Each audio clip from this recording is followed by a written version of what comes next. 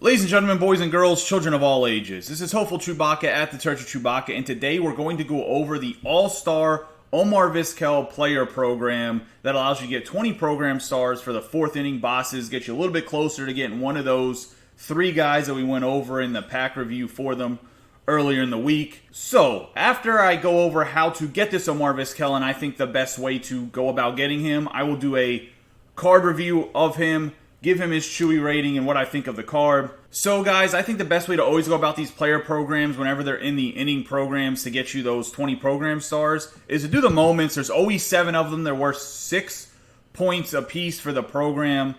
As you can see, none of them are too hard. I think they range in difficulty from rookie to all-star. Would knock out those 7, gives you 42 points. And then I would go over here to the missions, and I would play versus computer and defeat the Indians on all-star difficulty or higher. So to do that, then you have to go to where it says extended play, play versus computer, select the Cleveland Indians, change the difficulty from rookie to all-star, go in and play them. I recommend being the home team. That way you only have to play 8.5 innings. You play them with your Diamond Dynasty team. Super easy. All right, so once you've beaten the Indians, you'll come back here. You'll have unlocked these rewards. At the 10 points, you get 500 stubs. At 20 points, you get 4 live series players. They're silver and bronze. They're not sellable. And 100 stubs. Then you get 1,000 stubs at 30. At 40, you get another 2 Indian silver and bronze team player packs. Once again, I do not think these cards are tradable. Traditionally, they're not. I haven't unlocked them yet to let you guys 100% know. And 250 stubs. At the 50 points, you get this All-Star 1999 Omar Vizquel, 500 stubs. And then once you unlock the Omar Vizquel, you're going to hand him into the collection in the 4th inning program to get those 20 program stars. Let me show you where you do this at real quick, and then we will go over the Omar Vizquel card. So when you enter Diamond Dynasty, you end up in this home screen every time. So you want to go to the home screen here. You want to go to 4th inning program, and then you want to go down to collections. Then in collections, it has All-Star Omar Vizquel that's highlighted right here. You're going to then select him and advance it and collect him and essentially get 20 program stars for the 4th inning program. Alright, now that you guys know how to hand in the Omar Vizquel and get your 20 program stars for 4th inning program, let's do a review of this card and see if he's good or not. Alright guys, so this is the Omar Vizquel 1999 All-Star card, 89 overall. He's a switch hitter, right-handed throwing, plays shortstop. No secondary positions. Later in his career, he actually played some second base. However, in 1999, he only played shortstop because the second baseman for the Cleveland Indians was Roberto Alomar. This card has gold hitting, diamond defense. And let's go and see kind of what Omar Vizquel did in 1999 that gave him maybe these attributes, maybe didn't. So he was an all-star. He won the Gold Glove. He was 16th in the MVP voting in the American League. He batted .333 with an on-base percentage of .397, a slugging percentage of .436, an OPS of .833. He hit 5 home runs and 66 RBIs. He was either the leadoff hitter or the 2-hole hitter on the team for most of the year, so that's why he doesn't have any prolific RBI numbers.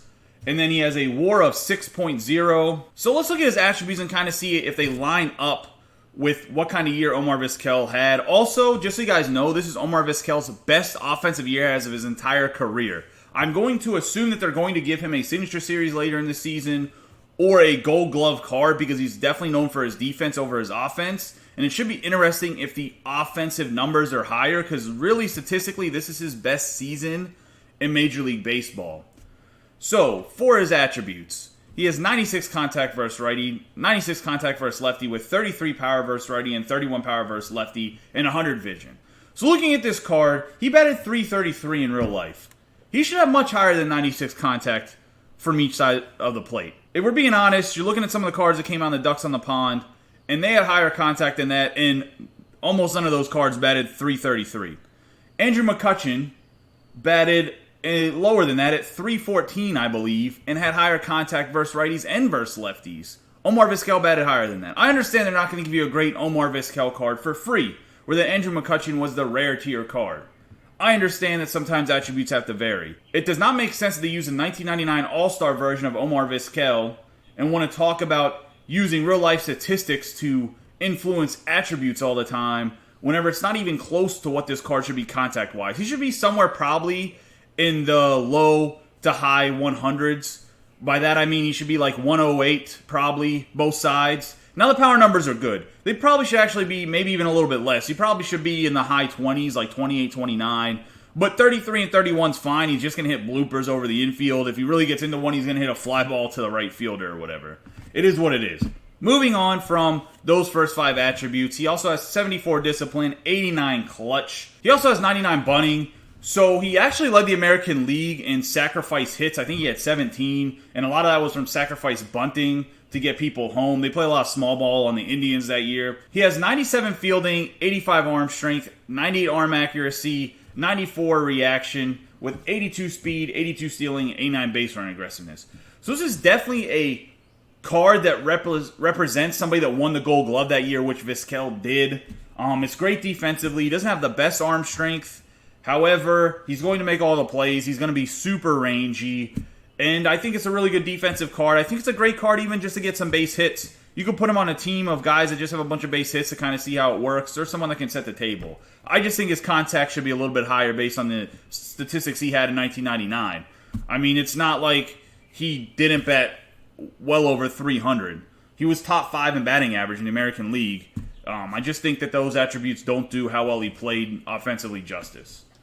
Let's look at his quirks. His quirks are hitting machine, 20/20 vision, soft hands, quick reflexes, sniper, thief, pressure cooker, and bunt master. So he has good quirks. He has a hitting machine and 20/20 vision, which will help him get those base hits over the infield. The soft hands, quick reflexes, and sniper are obviously a given for somebody with his defensive talent, real life and in the video game. I don't know how many bases you're going to steal with his speed being in the low 80s, but he does have thief, so it might make it a little bit easier. Guys, I think this card will overperform what his hitting attributes look like just because I think there's a place in this game for guys that hit bloopers over the infield that a lot of guys don't use, especially this year. Because I know there's a lot of success with the Roberto Alomar that you get from the AL East collections as well as Tony Gwynn. Then get a lot of bloop hits, get on base a lot, can cause a lot of havoc on the base pass. I think this Omar Vizquel will be the same thing. If you need a defensive shortstop, he's essentially Ozzie Smith for free. So I'm going to give him 3.5 Chewies. I think he'll be more than sufficient, especially for a free card at shortstop defensively. Definitely somebody if you're making like an all-defensive type of team, as a themed team, he could definitely fit right in there at shortstop.